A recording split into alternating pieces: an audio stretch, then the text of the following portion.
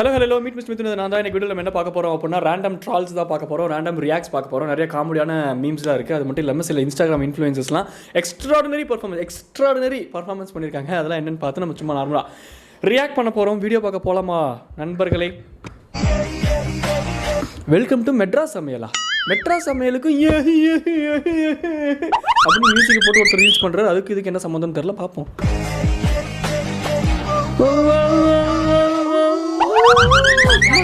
Hello friends, welcome to Madras சமையல். இன்னைக்கு நம்ம மெட்ராஸ் சமையல்ல வாட்டர்மெலன் பால் ஐஸ் எப்படி பண்றது?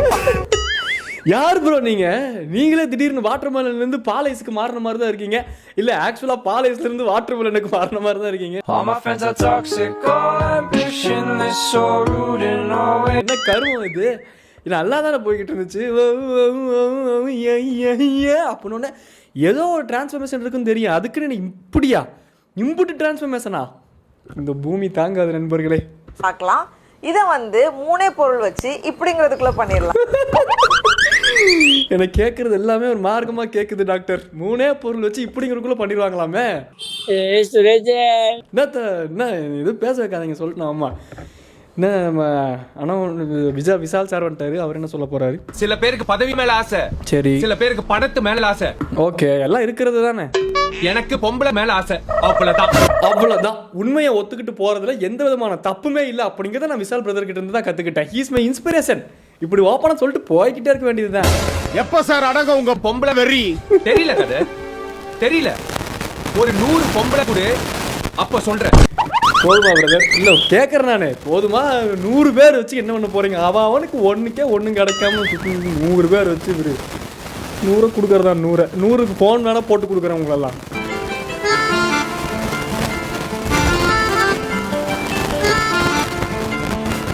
நூற்றுக்கு 100 உண்மை. இதில் பிராக்கெட் வேறு போட்டு மனோகரை ஸ்பெசிஃபிக்காக காட்டாட்டி பார்த்தாலே தெரியுது எங்களுக்கு. எங்களோட குடும்பத்தில் எங்களை இம்புட்டு தான் மதிக்கிறாங்க.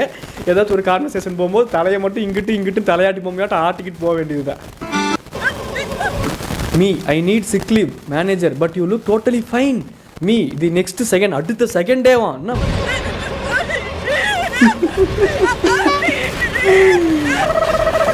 ஐயா மென்டலி சிக் லீவுங்க ஐயா. மென்டலி சிக்காக இருக்குது அந்த பொம்பளை. இப்படிதான் மேனேஜர்கிட்ட போக வேண்டியது. சிக் லீவ் கேட்க வேண்டியது. இல்லாட்டி ரிலேட்டிவ்ஸ் அது பண்ணிட்டாங்க இது பண்ணிட்டாங்கன்னு லீவ் கேட்க வேண்டியது. எல்லாத்துக்கும் இப்போ எல்லாமே தெரிஞ்சிருது. ஏன்னா அவங்களும் ஒரு மனுஷன் தான். அவங்களும் அவங்க மேனேஜர்கிட்ட லீவ் கேட்கும்போது சிக் லீவில் தான் கேட்குறாங்க, கண்டுபிடிச்சிடுறானுங்க. அதுக்குன்னு இப்படி எக்ஸ்ட்ராடனரியாக பர்ஃபார்மன்ஸ் பண்ணுறதுலாம் ஃபிசிக்கலி சிக் மாதிரி இல்லை, மென்டலி சிக் மாதிரி இருக்குமா மென்டலு.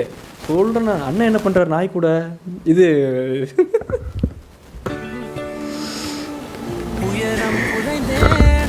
என்ன அண்ணா என்ன பண்ணுறீங்க நீங்கள்? என்ன அம்மாவை எங்கே பிடிச்சி தான் தூக்குவீங்களாங்கிற மாதிரி நாயை எங்கே பிடிச்சி தூக்குறீங்க நீங்கள்? நான் சரியில்லைண்ணா.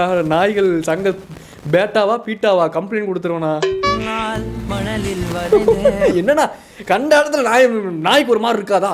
அதுவும் ஒரு நாய் தானே, ஒரு ஜீவன் தானே. அதுக்கும் இப்போ கண்டதும் என்ன எங்கே பிடிக்கிறீங்க நீங்கள் நாயை? சரியில்லையே.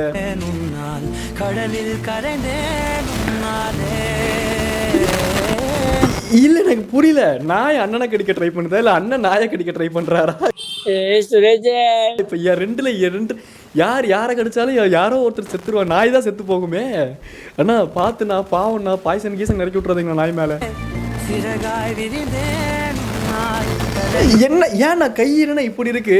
நாயை அமுக்க பார்க்குறீங்களா? அமுக்கி லபக்குன்னு போட்டு கூடைக்குள்ளே அமுக்கி வீட்டுக்கு கொண்டு போயிடலாம் அப்படின்னு நாய் திருடனா நீங்கள்? வேற என்ன பண்றீங்கன்னா? ஏன் இப்படி போறீங்க நாய்க்கிட்ட? நாய்க்கும் அதுவும் ஒரு நாய் தானே. அதுக்கும் கற்பு, மானம், வெக்கம், சூடு, சொரணை, ரோசம், அது என்னது பயிர்ப்பு, அதெல்லாம் இருக்கும் தானே. அது நீங்க இப்படி வரதை பார்த்து பயப்படாதா? என்னண்ணா நீங்க வடக்கஞ்சு மாதிரி பண்ணிட்டு இருக்கீங்க?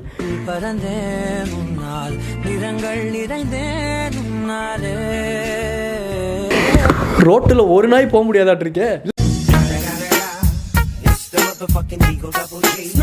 இல்லை சொல்கிறேன், ஜென்ரலாக மனுஷங்க போகிறத பார்த்து தெருநாயை துரத்தி கேள்விப்பட்டிருக்கேன், பார்த்துருக்கேன். அண்ணன் நடந்தாருன்னா தெருநாயெல்லாம் தெரிஞ்சுக்கிட்டு ஓட மாட்டிருக்கேன்.